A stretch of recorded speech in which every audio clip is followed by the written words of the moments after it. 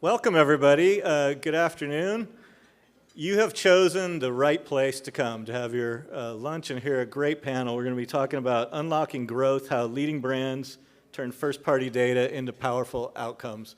I was lucky enough to be on a lot of prep calls with these guys. It's going to be an amazing discussion, so I'm going to bring Chen to the stage with RRD, and she'll get us started. Thank you for choosing Track C and deciding to be here with us for your lunch today.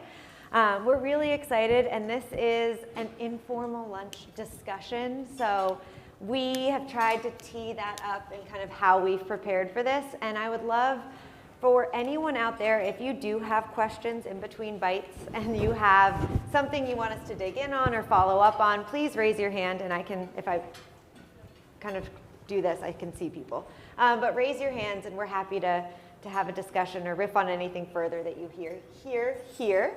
And I'm going to get started because we do have a lot to talk about. And as Kevin said, my name is Chen. I'm a VP of Digital Media Sales at R.R. Donnelley. R.R. Donnelley is a full-service marketing and media company helping brands unlock how they connect with their customers via data-driven solutions, everything from packaging labels to digital media, direct mail solutions. So I am sitting here with three of our partners and three people who have done extremely incredible work, and they're very humble, so they won't say that, within their companies on how their companies are taking their first-party data and generating positive outcomes. So I'm going to let them start by introducing themselves and going down the line and just telling us a little bit about what makes your company unique when it comes to kind of how you need to approach first-party data, and just, you know, something that makes your company a little different as you had to think about it. So Chris, I'll pass it to you first. Hey, good afternoon, everyone. My name's Chris Campbell. I work for Victra, and we're Verizon's largest retailer. So we've got about 1,500 stores across the U.S. And a unique challenge that we have is, you know, we sit under a huge brand of Verizon, but our challenge is we want to send them to our stores. And so in marketing, that makes it really difficult because it's like, hey, we want to live under the Verizon brand, but hey, we want to push them into our stores versus competitor stores. So it tends to be quite the fun challenge. I'm Abby DeYoung. I work for Family Farm and Home. We are a Midwest farm retailer, family owned, just over 70 locations throughout 5 states. As a farm retailer, we are at the mercy of Mother Nature, and that is something that's unique to our business. So we serve all of the needs for customers in the pet and ag world, but we are heavily dependent, if you will, on Mother Nature, and Mother Nature is not always our friend. Mother Nature comes early or late, condensed seasons. She has a mind of her own, and so that's where really that first-party data and being able to ingest that in so that we can take action when we have early, late, or condensed seasons, and really utilizing that to help further refine and shape our marketing strategy. Awesome. Hi, everyone. Thanks for joining us during your lunch hour. I'm Shehan Ghanchi. I am our Senior Director of Marketing at The Tile Shop. We're a specialty retailer of tile, natural stone, and flooring. We have about 140 stores in 31 states and do e-commerce as well. One of our challenges that, you know, I'm dealing with day to day is we have our trade program and trade professionals, and within that there's unique customers like designers versus builders, and then we have our homeowners, and whether that's DIYers or do-it-for-me. So lots of audience segments that we're serving, different programs, and we have, you know, our data systems are not all connected, lots of customizations in our SAP, so challenging to just properly understand attribution and influence in our customer journey, since there's a lot of crossover between our audiences as you think about remodeling homes and how you work with your contractors and your designers. So understanding influence, understanding how to allocate our marketing strategies across these segments, and then with challenging, you know, data systems. So. Yeah, absolutely. Yeah. Thank you, guys. You can hear three very different businesses, which is, I think, what makes this conversation so much fun, because what we found and kind of how we prepared for this and our conversations was, while they are three very different businesses, a lot of the challenges and approach and the path that you guys took, I think there's something, little nuggets that'll be valuable for everybody to hear. And I think, Shehan, I'll start to you, and you mentioned kind of disparate data systems, and I think sometimes if you're at a company that's in its infancy and how you think about your first party data, the prospect of just getting started feels really daunting. Like, how did you think about getting started at Tile Shop? Yeah, I mean, I've been there about 10 years, and it started back then, which was literally just understanding our customer. The Tile Shop at the time thought they were DIY focused, and we did a lot of analysis on our audience and realized we have a huge pro audience, and it's almost 60% of our sales, and then further when you think about influenced sales. So over the past 10 years, we've been refining that and just taking baby steps throughout this whole process, and we're still in a place where we don't have this beautiful, CRM tool that has all of our data cleaned and perfect, and we understand that this customer was referred by this designer. So we're taking steps to build, that beautiful picture, but have really had to embrace progress over perfection and really understanding, getting 80% of the way is better than not getting anywhere at all.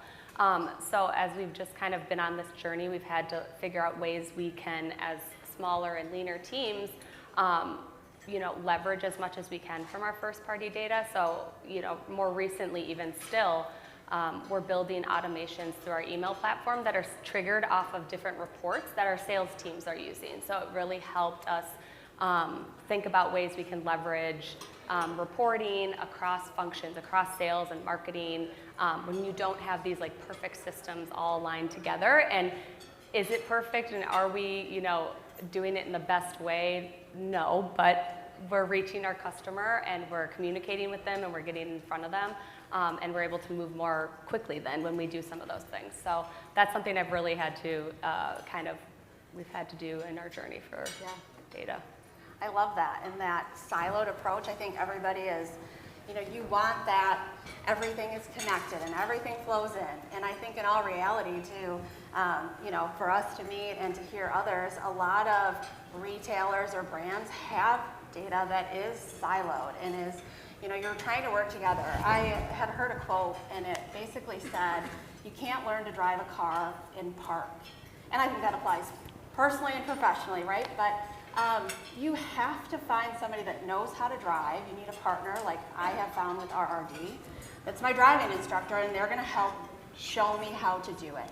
And so with that starts with using resources within your box that you already have. And in our business, being with Family Farm and Home from 10 stores to 70 plus, and from a print-only marketing platform to a multi-touch point strategy, we like to test and learn. I think, like Shehan said, progress over perfection, and you don't know what you don't know.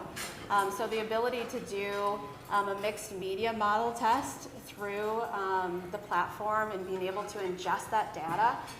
We did this in the fourth quarter and basically shifted budget around, so not bringing any more monetary budget to it, but decided to add an additional touch point to our markets, to select ones. Measure it, and what we actually found out was that additional touch point for our lower volume stores actually saw a higher increment in sales lift. It didn't hurt our top, but what that tells us is basically we're using that data to ingest to determine what the next steps are so that you have that overarching marketing strategy, and then for us, we would have a regional strategy and starting to get really granular into the store-by-store markets. And then also top volume and low volume to be able to really cater that, to drive that in, and just further refine the strategy overall. I love that. I think your point too on the MMM not proving what you thought. Yes. Right, that's a huge part of anyone's data journey, I think, is we all have assumptions, and your confirmation bias can be real. So letting the data actually tell you what's happening. Yes. And Chris, I think you had a lot of good thoughts on kind of what does that next step look like? You've launched the journey and you're starting to iterate on it. Yeah. What are phase 2 in your crawl, walk, run? Let me speak to my fellow recovering control freaks, right? You want all the data, you want all the inputs, you want all the systems to talk to one another. And I think it's important, as you guys said, is like just get started, and something I talk to my team a lot about because I have a lot of analytical folks on my team who want all the answers. And it's like a good plan today is better than a great plan 6 months from now. So it's like time to get rocking and rolling. So the MMM is actually a perfect example. We wasted a ton of time trying to scenario plan and think of all the inputs we should have. And there was some assumptions made. We went back, we reiterated, it came back. It predicted our next 13 weeks of sales at a 96% accuracy. So it's like, that's pretty good for me. Even though there was other changes we wanted to make, we implemented it, doubled our ROAS. So again, a good plan today is better than a great plan 6 months from now. Like that. Tweet that out. X that out. And I think so, Abby, I think you had talked about like now that you're kind of comfortable with the parking and you're getting on the highway, like I've got a permit now. yeah, you've got your driver's permit. Crazy, What are you gonna do? They're letting me drive, and let me tell you, for the parents in the room, I've survived 3 kids in driver's training, and my Lanta. So. No, but applying that, so with this, I got the permit. Now we're getting confident. You're starting to roll through this a little bit more and more. And for us in my business, we stood up Google Shopping or Google Merchant. And for us, just in our e-com journey, we didn't have BOPUS until COVID hit because we didn't give enough credit to our customers. They are more tech savvy and literate than we thought. But we did that. We launched and did a 30-day test and allowed it to optimize. And I would have told you, as an internal team made some predictions, we would have thought, based on the test, based on the weather that we were having in the Midwest, that our lawn and garden categories would have been the top dogs, top players. They did perform well, but what we saw in the data is we had some secondary categories for us, which would be hardware and automotive. So they're not, they're your second and third string players, if you will. They deserve a seat at the table, but they don't shine, they're not overly seasonal. But we saw the highest ROAS in these categories that we were like, wait, what? Like, we would have never predicted that had we not done this test and completed it. And then what that's basically telling us is there's an opportunity here. So from my seat as a business that is so, weather related, weather dependent, please Mother Nature, all of the things, being able to showcase that in some other core secondary categories is an opportunity for us to help fill that gap in and kind of add some padding for us when the season doesn't hit when it should.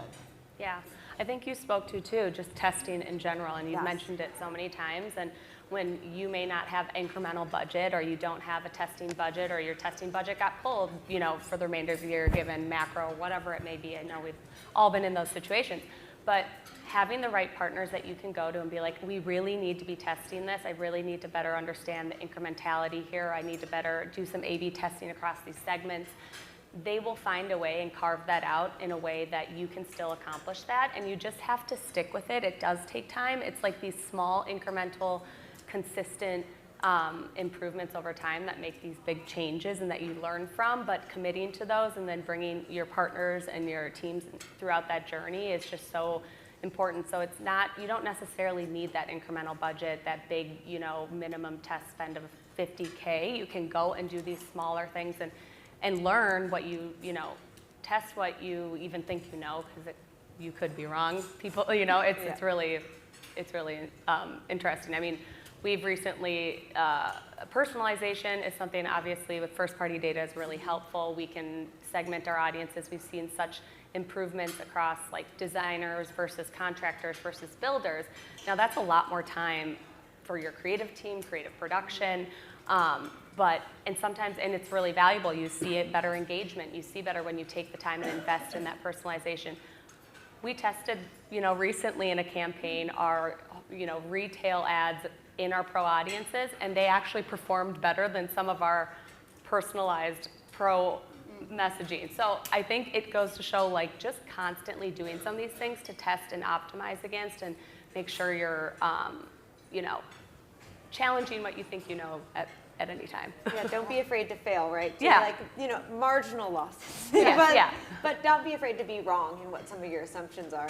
Yeah. And I think, Shehan, you had kind of mentioned this, and when we were all having conversations before this, we had talked about how important it is to get your organization on the bus, right? You can't do any of this in a silo. And I know, Shehan, you had mentioned like the sales team, right? So your data is so dependent on what you are getting from your salespeople on the floor.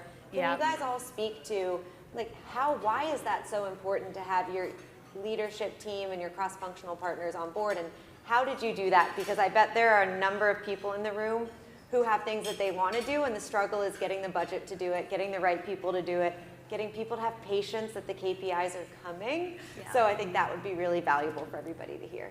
Yeah, I'll just speak to, you know, a couple years ago when we first engaged with R&D, you know, we have 140 stores, and we did our first matchback analysis on some of the campaigns we were running, and we were at like a 50% capture rate for our data, which is really low. You're really aiming for significantly higher, like 90. So we were like, wow, if we don't have this information, we cannot understand, well, A, our customer, B, you know, the performance of our marketing. We all understand that. But I really had to work with our sales teams over the past 3 years to really explain to them why, help us help you by getting us this information. And, you know, we had an older tenured sales force that's in the, you know, tile experts, and they're like, my contractor doesn't want to give you my email and all that, you know. So really getting over those barriers by building those relationships and bringing them along for the journey of like why this is important, why this data is so valuable to their success.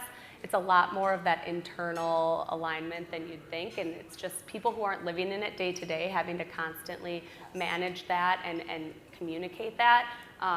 3 years later, we're upwards of 75%, 80 at times with our capture, so it's significantly improved. And it takes time though, but you know, you see it each time we do it, we're like, okay, we're getting a little bit better, and how do you bring that into all of our conversations? Yeah, I think that's fantastic of your just keep moving, progress over perfection. You know, previously 10 years ago, or 10 years plus maybe, we were print only. We were tabloid, we're gonna be on print every other week, and that's our bread and butter, and check it out, we love it. You know, and even before that, we were placing our own insertion orders. So when I talk about, you know, we were like maybe driving a scooter or an e-bike on our own. We weren't even taking driver's training yet, right? No, but through, you know, Catherine mentioned about bringing the teams on. For us, because print was so successful, it was hard to say, we're going to pull a little of that budget out and we're going to test over here, and making sure that the entire team, from ownership to leadership to finance, accounting, and everybody in between, basically understands what our roadmap is. What are the goals? You're in the bus, RD is the driver's training, here we go, and this is how we're going to do it. And we're going to keep a check on that. We know in marketing that it is truly an art, not a science, and it's not always the same path. And if you attribute that to that same analogy, you're going to have detours, you're going to have traffic. You need to make sure you've got the right plans. When the weather doesn't hit right, you've got strategic things held out for creatives to test and learn. And just making sure that those doors for us internally are communicated back and forth. The digital projections in which are capable and shared through the RRD platform have been very significant for us to basically validate that digital spend for us. Because we're so heavily print, and we still are very heavily print oriented, but do a multi-touch point, being able to attribute that spend, you know, a portion of it still goes to print, a portion goes to social or rich media, or however we're hitting that customer, and being able to track that on the journey and the match back is very insightful to, you know, the finance team who is backing this budget, and we're, you know, meeting our customers, each and every customer every day. Has been significant. You know, I also come from the area where, well, when you bought digital, you bought it based on that website because they had X number of visits per month or whatever. And there's still a lot of, I think if you don't sit in the marketing industry, you don't understand that it goes the other way, right? You're tracking that customer. And so, softer sales with the mother nature not behaving, we go aggressively after a horse or equine campaign. And I'll remember sitting in a meeting and somebody's like, I don't think it's running. I'm like, what do you mean it's not running? It's not running. I haven't seen it, right? Because you're so used to if it's on, the social feed versus the back end of Meta or any of that. And I'm like, well, do you own a horse? No. Do you look at horse feed online or ingest any type of equine, related data or anything like that? Do you live within 30 miles of an FFH? And no. And I'm like, okay, well then it is working because you are not our target audience. And I think that that's something too, and just as the data evolves and you have the capability to get more and more granular and really, really targeted to ensure that you have the best spend and allow it to optimize. I think that's something that, the organization sometimes internally need to be kind of brought together because you are spending that at the most efficient buy, and then you track it back in digital speeds for sure. Let me define your win. So your win is when you walk into your executive readout and they go from, hey, does marketing work, to how much money can I give you to return a 3x return on my investment? Plus with more, right? Yes. And so that's been like a 2 or 3 year journey, and it's been painful, and there's still healthy skepticism. I follow this under, hey, this is a tension to be managed and not a problem to be solved. But how we did it was, when I started 5 or 6 years ago, marketing at Victra was 2 emails a week to the entire base. And now we've grown it into a multi-million-dollar, budget and a level of sophistication, and we still have a really long way to go. But I knew I needed to get my executive team on the side of, hey, seeing this as an investment and not an expense. And so I think the smartest thing I ever did was I took our CFO and all kind of the decision makers in finance through a 2-hour training of marketing at Victra. Because if you don't work in marketing, everybody thinks they know marketing. They don't have a clue. So we talked about audiences and how we target and contextualing and certain triggers and 7-day look backs and in-market signals, all of that. And I mean, they were just blown away. And then every month when I'm doing my P&L review, we get through it, and then I open up my executive deck. I get 30 minutes a month with my C-suite. So I knew I needed some advocates, who are going to speak into that.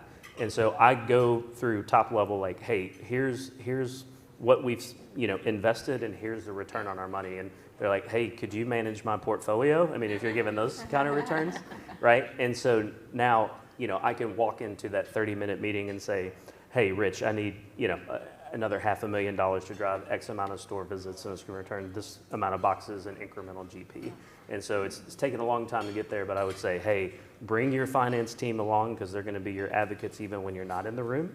The coolest, my proudest moment was I was sitting in an executive meeting, the CEO asked a question, and before I could even respond, my CFO hops in and says, no, Rich, we should absolutely do this. We've already da-da-da-da. And I was like, oh man, this is awesome. So I just saw, and granted, I saw the headline, I didn't read the article, but the headline of the article was, the CMO and the CEO are further apart than ever. The CFO is the one that's going to step in and be that glue. So I think very astute of you to realize if the CFO is on your side, it's going to make everything a little bit easier. Getting finance involved, I mean, we're kind of probably in the most, infancy stage of our, whole data journey, but getting the CFO and the finance team involved is absolutely critical, getting their buy-in and advocacy. And I think it is so true to frame marketing as an investment and that return on investment versus an expense. And we really utilized that and saying that we really wanted to understand how to better understand our investments and maximize our investments, and we couldn't do that with just a single attribution view.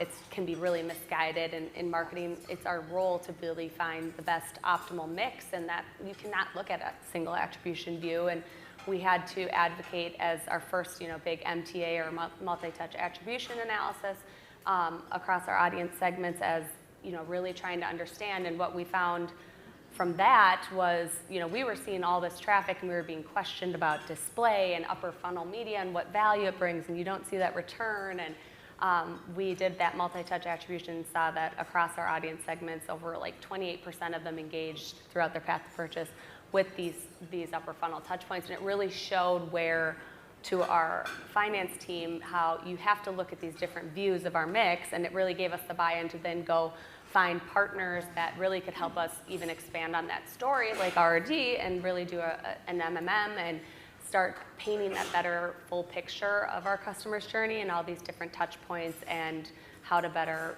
optimize our spend or optimize that investment, I guess. That's great. Thank you, guys. And I think, too, like Chris, you mentioned, right, you started and it was 2 emails a week, and now you are running this kind of marketing machine. Something must have broken in there, right? There are challenges in all the stages that you guys are. Not that I think you broke it, someone else broke it and you fixed it. I've absolutely broken it, no question. For all of you, I think it's always nice to hear when someone else has had a challenge and how they've overcome it. So what went wrong and how did you fix it? So like most retailers, right, we're building the plane as we're flying it. And so a lot of times we're making, quick decisions that's going to help out in the short term and sacrificing kind of that long term. So there's always like this balance. And several years ago, right as I was joining, there was a decision made to go with a certain CRM system. And, hey, there's a deadline, we need to implement this by, 60 days, 90 days. And so it's like, okay, what's the fastest plan, way to implementation? We implemented it, come to find out, our POS overwrites every single transaction that goes into our CRM, so it's completely, almost irrelevant, right?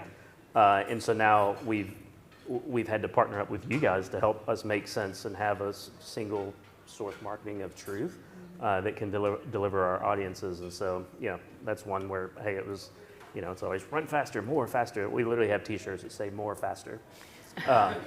And so, a lot of times we make poor decisions because it's for expediency and we think it's going to help in the short term, and now we've got to spend time, money, and resources unwinding those things. So we often talk to my team. We sit down, and they all like to run fast. We got a very tiny team. We're small but mighty, but they're like, oh, do we have to sit in a 2-day planning meeting? And it's like, absolutely, we have to slow down so that we can speed up, so we're not making poor decisions. You don't have to unbuild what you built. That's it.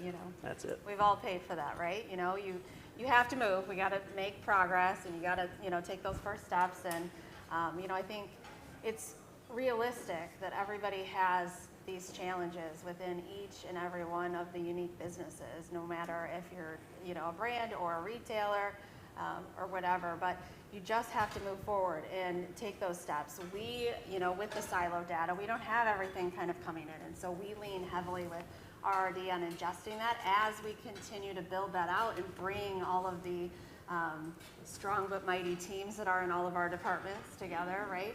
To make sure that they understand that big picture as we keep making progress to that. But for us, we ingested that first party data into our socials and saw an instant month over month 65% plus percent increase in engagement, reactive, click-through rates, et cetera, and just really, again, targeting that and just, here's what we do. We kind of did the same thing. Okay, on X day we do this, and on this day we do this, and allowing that data to come back in and say, well, let's try this, and you get surprises, you get wins, and just keep testing and learning.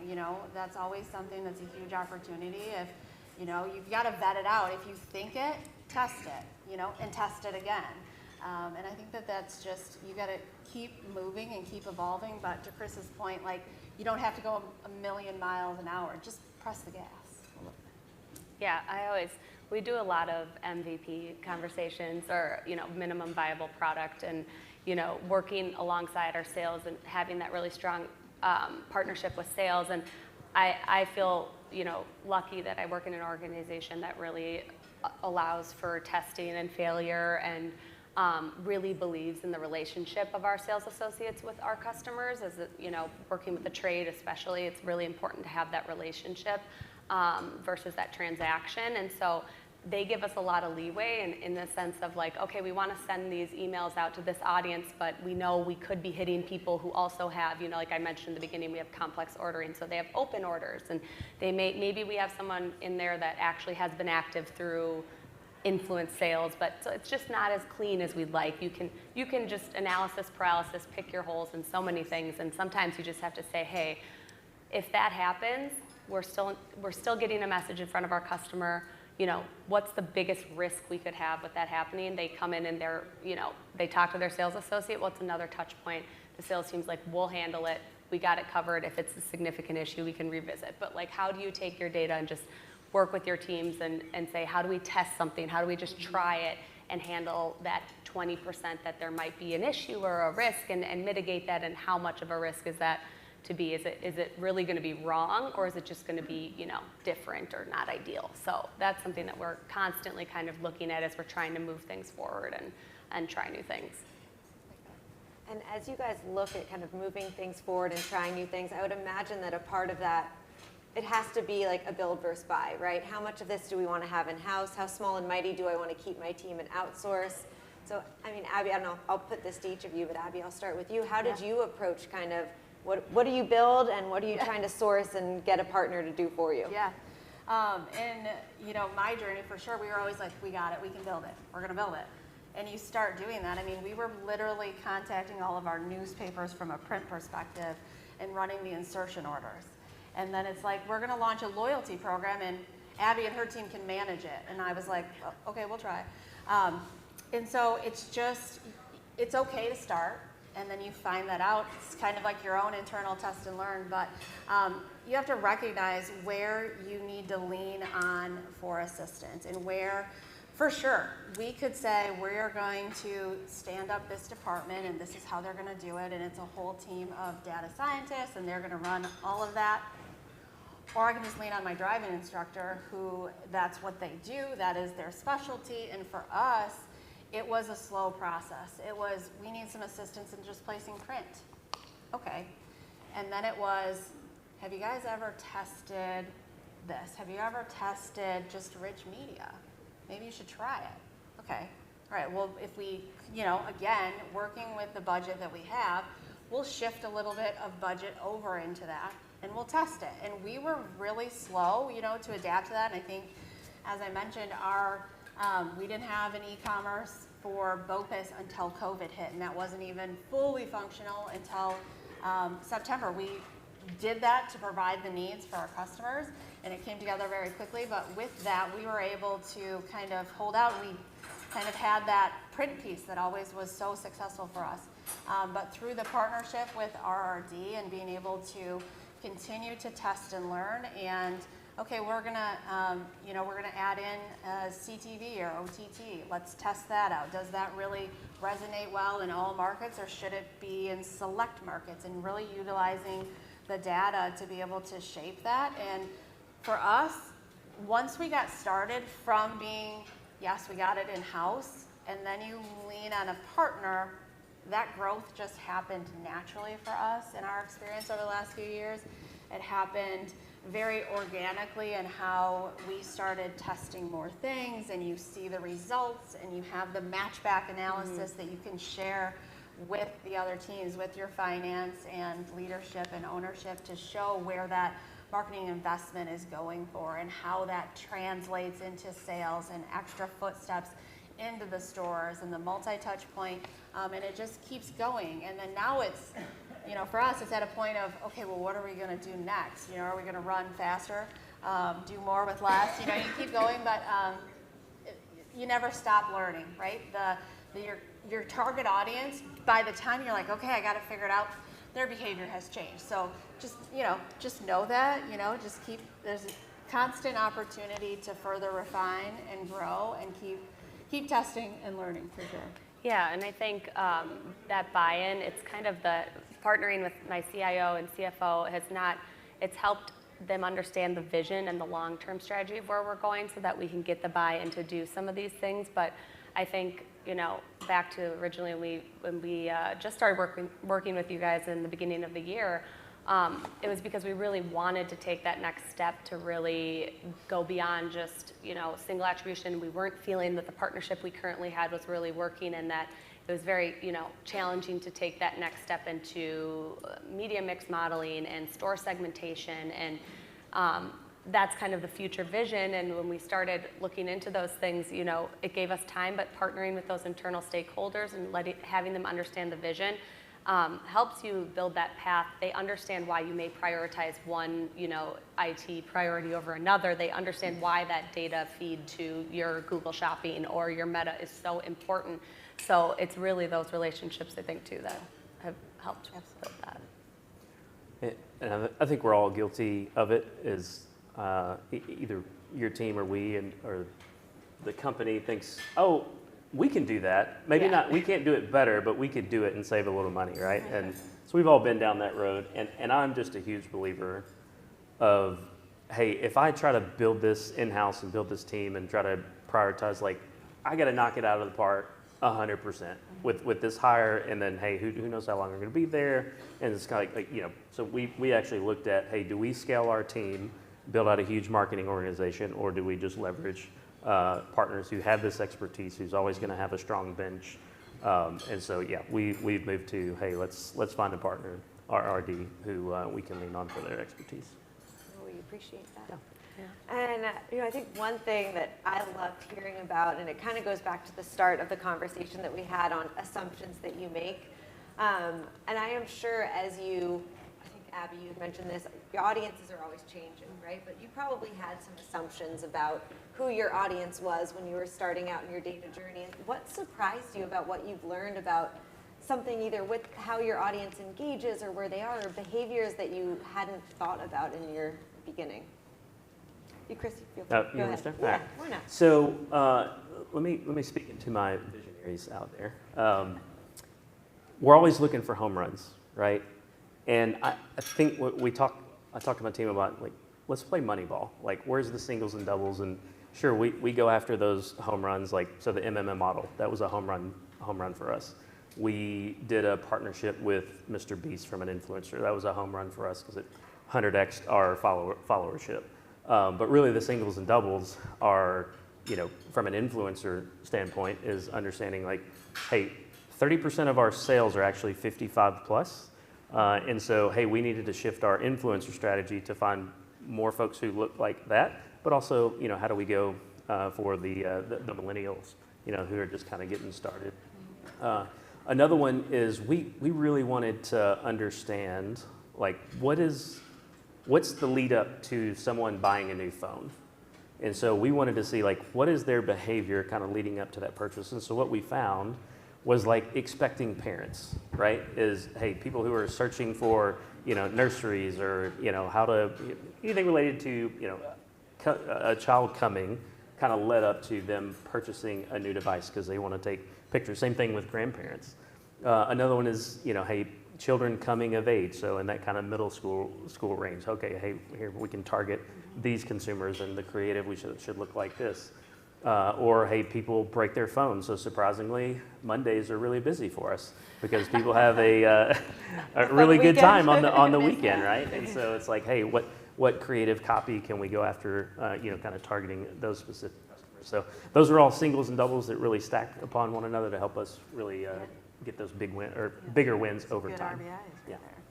Well, I love that because my husband has the oldest iPhone I've ever seen, and all the pictures, we have young children. I'm like, these pictures aren't going to work. Oh, yeah. I don't even think we can put them in an album. So I need to send them in. Yeah. Abby, what about you? I had mentioned it earlier, but having an older demographic of the consumers in which they love that print tangible piece, that we thought they would be slower to adapt to e-com. I mean, to this day, we have a BOPUS model and are, looking further into investing. But we were like, it's okay. When we launched that, we didn't even have it connected. So if anybody has sat through this, it had no visibility to inventory even. So we would get an order in, and then somebody have to go, okay, I got to check this store to make sure they have this brand of dog feed. And our model, was just to make sure we can take care of the customers. And so we had a lot of human interaction and manual interaction to make sure that we could fulfill those orders and take take care of those customers. And since we've launched that, we're like, okay, you guys know how to place orders. Oh, you like it, in which we knew that there was an appetite for that. We didn't anticipate as large of an appetite so quickly. And so that was something that we maybe misjudged, you know, and with that and seeing that, we're like, okay, yes, if you are a feed customer and you have 25 horses, you don't want to come in and get a pallet and go grab it. You want the convenience factor of being able to say, I want X feeds of Tribute Feed and Country Spirit and all of this that they can just have ready. And from that journey, we were like, okay, we need to further develop and invest in all of these e-com platforms so that when we do further and further step into the digital, right, their experience top down as they are served that, they can come all the way back through into the cart and convert. And so that's really, you know, the silver lining of COVID, if you will, because it helped expedite that development for us and is really shaping our next steps and giving more credit to our tech-savvier customers than we anticipated. Yeah, I think for us, we've had a lot of learnings. I know we've talked about MMM, but just, you know, refreshing that, you know, has helped us understand trends that we thought, seasonality that we thought impacted really didn't have the right incremental impact that we'd anticipated. We, you know, also have a program we launched for our designers, built for our designers, our referral program, and we were tracking, you know, oh, pro referrals, they're doing great, and I think sometimes it's a great reminder, you know, we pushed on it because, again, our data's in different systems, the way we capture, understand our customer type is not, you know, in the same place as our orders, so it's challenging for our internal teams to parse that data, or, you know, it's always kind of like, please, will you do this by customer segment so I can see the results by that? And it's just a reminder to really push, because what we found out is designers weren't even the primary users of that program by doing that. It was actually our contractors. So huge difference. You know, it changed the way we marketed that program, messaged that, the audiences we did, and it's just that, like, you just have to keep pushing sometimes, even if it's not easy and it's not perfect for those insights, because they can be really foundational, and you know, you can learn a lot. I think we've also just our matchbacks and being able to look at our customer demographics within our markets. I mean, just with the home buying environment, the average age of new homeowners changing so much, our interest rates over the past years, we've really had to think about our targeting and tweaking a lot, thinking about our price point and different things, and just our assortment. So just really being able to go back to the basics sometimes, I think, is where I'm going, and just really thinking about, like, let's refresh ourselves on those things. Let's pressure test some of those things, and you may be surprised at what you can find. Yeah, I love that story about you built a whole campaign, gear it towards a subsegment of your audience, and it's the entire other segment that is the one that engages. You're like, well, it worked. Yeah. And again, that's one of the, like, fail quickly, right? It's Yeah. not a failure. No. It's like you just evolved on it. So Yeah. I love that. I always do think, Abby, too, about the one that you said earlier where you you know, were running the campaign targeting people who are going to buy horse feed and your internal stakeholders. Like, I can't see it. Right. You don't own a horse, You can't dude. find it, yeah. You don't own a horse. You're not our target. But this has been, I'm going to end it with one closing question for everybody here. And the question's going to be around just general advice for people who are at different stages of their data journey. And I think you have all given a lot of really good nuggets kind of throughout this and how you've approached it. But if you have one parting piece of advice that you would give to your fellow marketers and peers out there, what would you leave them with? Well, I have three, and it's a quick summary. All right, I like We have threes. 7 minutes. Yes. You can take as much. Great. So one, a good plan today is better than a great plan 6 months from now. Write that down. Number two, put it on your calendar, like when you get back, I'm going to take my finance team through marketing at our organization, put it on the calendar. And number three, for everyone outside of your marketing team, anytime you're talking about, you know, like we all love to say ROAS, right? It's now return on marketing investment.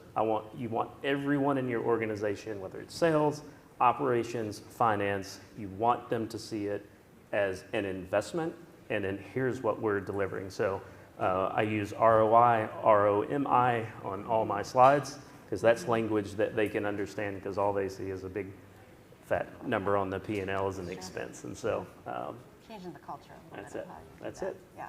So there's my 3. I love it. Mine would be just to get moving. I think, when you look at yourself in whatever industry that you're in, you're constantly looking at your competitors. And I think if you look under the covers, there's a lot of siloed data that you're not really on an island all by yourself, but you just need to move forward. You need to make sure that your leadership and your finance team are in agreement with you buying the car and partnering with the driving instructor and making sure that you've laid out the roadmap and here's where we are and here's where we're going. We would love it to be very linear and flat and no obstruction, but I'm from Michigan and it's now construction season, so there are detours and you just need to make sure that you're prepared and you know what to do. And then before you know it and you continue to test and learn, you'll be a seasoned veteran. Everybody's driving in the car or the bus, or in my case, a tractor, right? Driving in, and you're going to be easily merging into 5 lanes of traffic in big city living. So, Yeah, construction season is well and alive in Minneapolis too. But I would say, for those who maybe are on the starting end of their journey, similar to us, it's constantly that idea of like progress, not perfection. What's your minimum viable product? And you're putting things in front of these customers to learn and to optimize, and that's just putting your foot in the door and starting to get moving. Look to your partners and see what you have existing that you can leverage instead of thinking about an investment or incremental investment or needing to go out and do a huge focus group. Can you gather things from your net promoter? Can you leverage reporting that your sales team's using for a trigger into your other platforms or as insights? So there may be more that you can tap into when you don't maybe have all the resources or incremental funding to try and test and learn and better your data literacy. So. Thank you guys, and a huge thank you to Chris, Abby, and Shehan. It is a lot to do a 50-minute session during lunch, so I'm really appreciative of you guys. Please find them. They have a lot more that they could say. I honestly think we could have filled up 5 hours. But thank you guys for taking your lunchtime and listening to us. Let us know if you have any questions. Come find us, and enjoy the rest of your day. Thank you all.